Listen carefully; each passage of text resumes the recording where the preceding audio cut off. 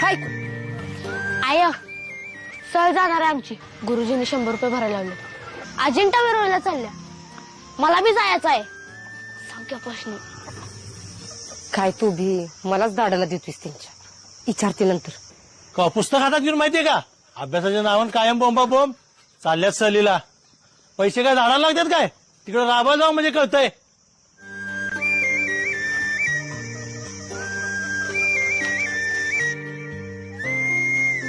वंदे काय हो ठीक आहे. अहो मला कशाला पैसे दिलायचा. अगं ती विजयच्या शाळेत भरायचेत ना काय कुठे जाणार आहेत ती भरून टाक म्हणा त्याला. अहो मग तुम्हीच द्या की त्याला. नको मला कामावर जायचंय दे तूच तू. आणि त्याला काय बांधून बिंदून द्यायचं असलं तर दे. काय चिरमुर बिरमुर आणायचं असलं तर सांग मी घेऊन येतो. हा काय वेळ माणूस आहे. लेकरावर ढीगभर प्रेम करतोय पण दाखवत नाही अजिबात. म्हणूनच का नाही बहुतेक पोराशनी बाप कधी कळतच नाही. इजा काय काय शाळेत जाताना पैसे घेऊन जा. भरायचे आहेत ना मग. आय तू द्यायला लागलास पैसे.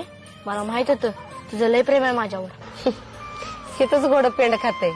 माझं प्रेम आहेच तुझ्यावर पण पैसे मी काय कमवायला जाते रे. तुझा बाप देऊन गेलाय जाताना पैसे इजेच्या शाळेत भर म्हणून. हे असंच असते. बाप प्रेम करत असते पण ती कधीच पोराशी दिसत नसते. पोरांना नुसता कठोर बाप दिसला पण पोरांसाठी तडपडणारा त्याचा आतड तुटणारा बाप कधी पोरांना दिसलाच नाही. कारण बापाने कधी दाखवलाच नाही. पोरांच्या तोंडावर फाडफाड बोलायचं आणि मागणं पोरांवर जीवापाड प्रेम करायचं आणि त्यांची काळजी घ्यायची.